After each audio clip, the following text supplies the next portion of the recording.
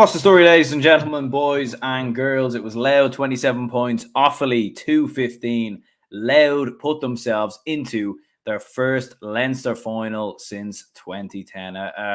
What a day! What a day for Louth GA! What a day for Louth supporters! What a day to be from the wee county! And look, fair play to Offaly as well. Like, you have to commend Offaly. Offaly showed a tremendous amount of fight in this game.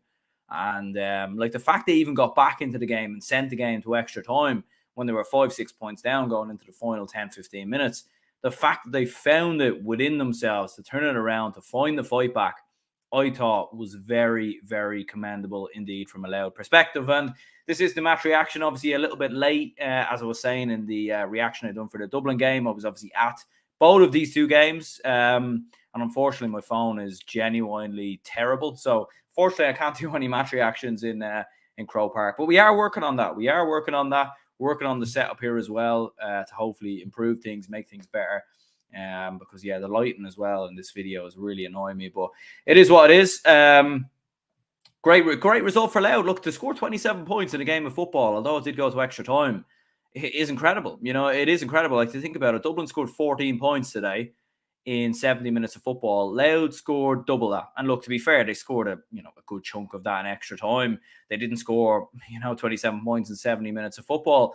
But yeah, it was a very, very strong performance from a Louth perspective. And, it was strange for Louth because I felt like in the first half they were far too passive.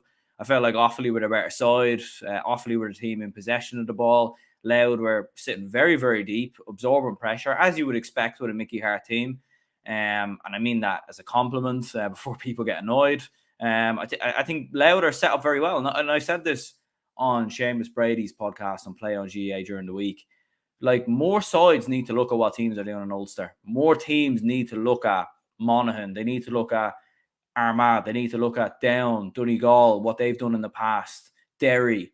Like that's the way you win games nowadays. You win games with strong defence.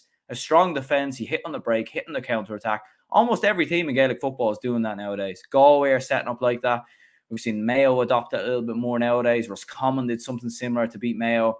Going full throttle, out-and-out attack rarely wins you games, unless you're Dublin during the 6-in-a-row spell, or even Kerry to a certain extent, who have the best players in the country available to them.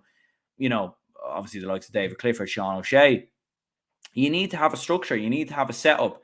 And Louth have that. And to be fair to Louth, like, they never panicked. They never lost the will of themselves. It was level at half-time between the both sides. And you felt like Offaly had to work harder for their scores. They definitely expended more energy in the first half than Louth did. In the 70 minutes than Louth did. But obviously it was a, big, opening start. Obviously, Louth came pretty good, but obviously it was a big goal by Peter Cunningham halfway through the game. That sort of gave Offaly a bit of momentum, and they felt like they were more so in the game from that moment in time. And it was strange because Samuel Roy, who scored 6 points, didn't score in the first half. And actually it was extra time where he really came alive and really sort of kicked into gear. But Louth were brilliant on the counter-attack. They waited for the right moments. They played through the lines. McKeown had a very decent game before he went off at half-time. Conor Grimes was very good as well. Kieran Downey, what a fantastic performance from him. 7 points in total from a Louth perspective. He had a very, very good game as well. And, from an Offaly perspective, they've done very well to fight their way back into the game. And they showed a huge amount of fight and effort. And there was plenty of players in the Offaly perspective with a good game as well. Dylan Hoyland, I thought, done very well. 5 points. Obviously comes off after 80 minutes. I think he'd given us absolute all at that point. There was probably nothing more for him to do. And I think, Offaly management did a good decision to actually change him. Rory McNamee with 3 points. Cian Farrell, I thought, who was playing more so as a full forward. He was named at 10, but he was definitely the furthest man up the pitch. Had a few good performances as well. Peter Cunningham's obviously forward attack and play was very good. But it was... Louth just probably had a bit more engine in them, and Offaly, as I said, Offaly had to work the ball more. They had to keep the ball for large parts. They had to wait for the right openings in the right moments.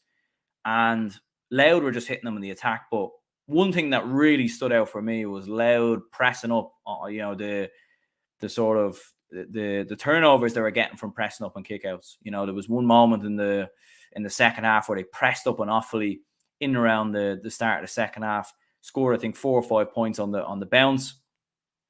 Between the 50th minute and 56th minute, Craig Lennon, Conor Early, Samuel Roy all getting on the score sheet. And again, attacking that same goal, they did the exact same right at the start of extra time. Offaly actually took the lead in extra time with Bill Carroll getting a score.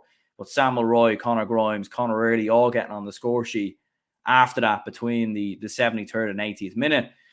Samuel Roy got a point a couple of minutes later, and from that moment on, it was gone for Offaly. They were 5-6 points down. You felt like if they could create a goal chance, they might, get a goal or something of that nature. And to be fair, they did get a goal, I think, in extra time from Declan Hogan, and that gave them a bit of a glimmer of hope. And you thought maybe Offaly might be able to do something similar again to what they done at the end of normal time and maybe pull this game back. But Louth managed the game very, very well, and they saw their way to victory. And look, what a story. Louth in their first Leinster final since 2010. Would many people have predicted that at the start of the season? Absolutely not, including me. And look, as I said in the match reaction there, discussing Dublin, my own county, I give Louth a serious chance. And, Dublin surely won't play as poor as what they did today. They surely won't play as poor as what they played against Kildare. You'd imagine so. You'd imagine we won't be as bad as what we were.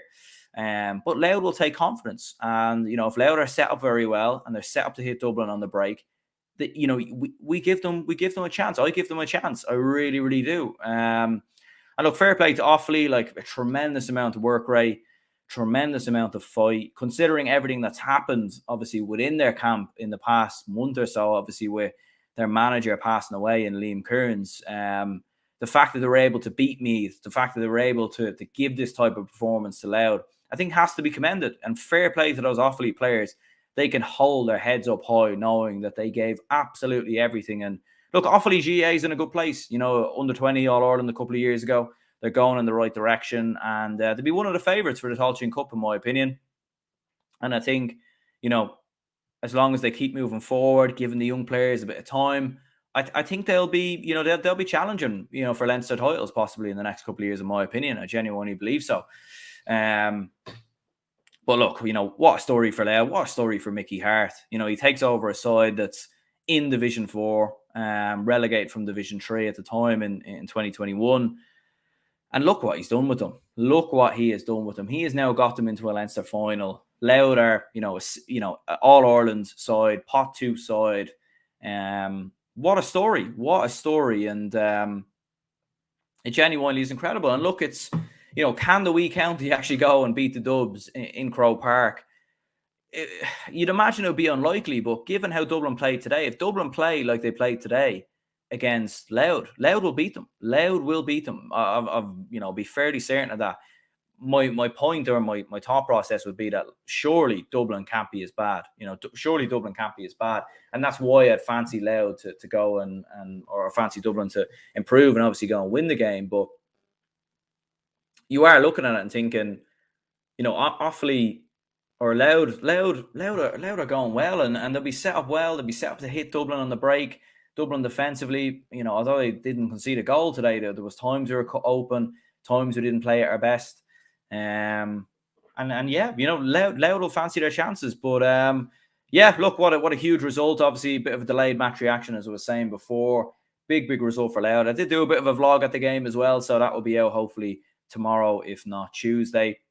And it was great to see the Louth supporters obviously have their moment. There was definitely more Offaly fans in Croke Park than Louth fans, in my opinion. But fair play, the Louth fans definitely were delighted. I think one of them let off a pyro in the hill as well, which was kind of funny to see. Obviously it was all safely done and anything, so there was no issue there. But and the thing about Louth is, I think the narrative under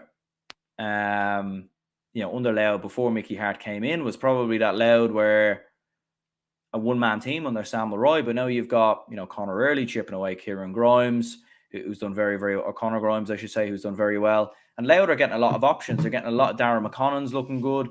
They've a lot of ways to hurt Dublin.